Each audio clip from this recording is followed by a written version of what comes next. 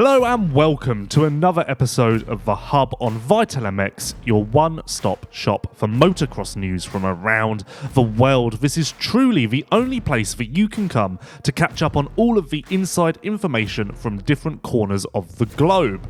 The biggest news this week dropped this morning. Yamaha confirmed that not only has Hayden Deegan extended his contract with the manufacturer, but his pathway into the 450 SMX class has been finalised. In 2026, Hayden Deegan will race 250 SX, then make his full-time debut aboard the bigger bike come 2026 Pro Motocross. Interestingly, it's also been confirmed that he will race out of the 450 tent in Monster Energy Supercross, despite the fact that he will still be on a 250. That is so he won't be tied down by the 250 team contracts and will be able to do his own gear deal, etc, etc. That is heavily rumoured to be with Fox Racing. You should see an announcement about that come October the 1st or shortly thereafter. In more Yamaha news, they will have two riders return to racing at this weekend's 9th round of 2025 Pro Motocross.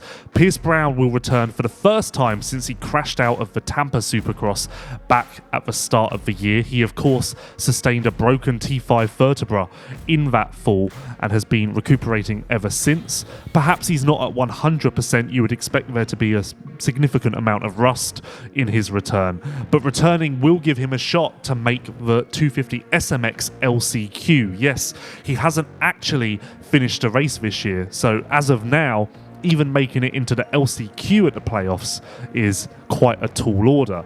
And his teammate Daxton Bennick will also return this weekend after suffering a concussion late in Supercross. Bennick had a horrid time towards the end of 2025 Pro Motocross, and it will be most interesting to see how he copes this time around and just see whether he's in a better place. It is, of course, heavily rumoured that he has already signed with Rockstar Energy Husqvarna Factory Racing for 2026, so he at least will not have to worry about that. Colt Nichols has been sidelined. That was reported some time ago. He will miss the remainder of the SMX World Championship with a torn UCL in his thumb. He has been dealing with that since the start of the outdoor season and finally decided to get it fixed. He was in a seeded position, however, so he will open up another opportunity for a lower level 450 SMX rider to capitalise and make some money come the playoffs. Stilez Robertson announced his retirement this week at just 23 years old. Robertson, of course, suffered a horrid wrist injury a couple of years ago now, and despite a lot of rehab and a lot of exploring of different options, he just hasn't been able to get it fixed, even when he's been on the right track and been able to string some consistent laps together at the test track. Another issue pops up at the races and he is put back to square one.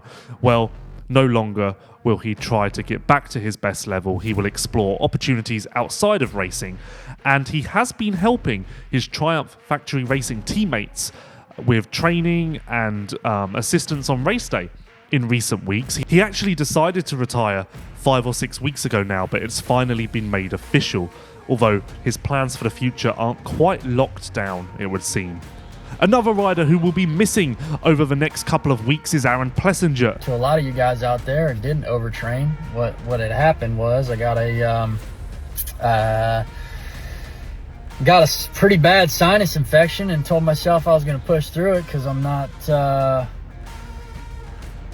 don't quit. I don't try to quit anyways, and unfortunately it caught up to me and knocked a bunch of my levels down. So not Epstein-Barr, didn't overtrain, didn't do what half you guys said I was doing out there. Plesinger does intend to return to the playoffs. However, of course, that is typically how riders operate now in this new era of the sport.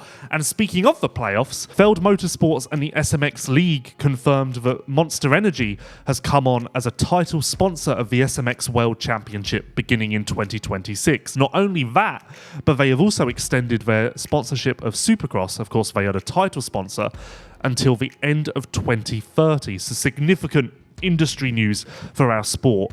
And it's, of course, very important to continue to have Monster backing, especially as they continue to work their way into additional markets. Jumping across to Europe, Jackie Martins has confirmed that his team, JM Racing, will not have Honda support in 2026. They have been a Honda team now for 5 or 6 years, I want to say, but that will end at the conclusion of 2025 MXGP. There is no word on what his team will do yet. A lot of people are linking him to Fantic, and for good reason. The team that currently runs Fantic, that being Louis Vosters, will take over Ducati at the end of the year, so Fantic needs a team. But Fantic is reportedly close to reuniting with Maddie Racing, the current Ducati team. So essentially, Ducati and Fantic are likely to just swap teams. Maddie, of course, had a relationship with Fantic before they took on the Ducati contract. Now, Fantic and Maddie are not confirmed yet. That was just a heavy rumour from the Lommel paddock. Speaking of Honda, there will be a couple of wildcards at Ironman and the coming rounds of Pro Motocross, as MX1 and MX2 Australian champions Kyle Webster and Brodie Connolly will compete as wildcards thanks to support from Yariv Konski. Yariv obviously has teams both in Australia and the United States, which creates a bridge of sorts and makes it easier to pull off situations like this. Finally, in Motocross of Nations news, Team Iceland has confirmed that they will compete come October. Now that's poignant because initially they weren't going to send a team, it was just too expensive, but Martin Barr, who everyone knows as he's competed in more nations than most, has confirmed that he will take on the role of compiling finances and making it possible. So good to see a rider who has achieved so much giving back to the sport, the event and his nation. Of course, Martin Barr is still a rider, racing in the British Championship, hovering around the top 5, so I would expect him to be on Team Iceland, but the riders won't be announced for a couple more weeks. That's another episode of The Hub. Thank you for watching and listening. Thank you for your support, and we will return in 7 days' time to recap all of the news from the world of motocross.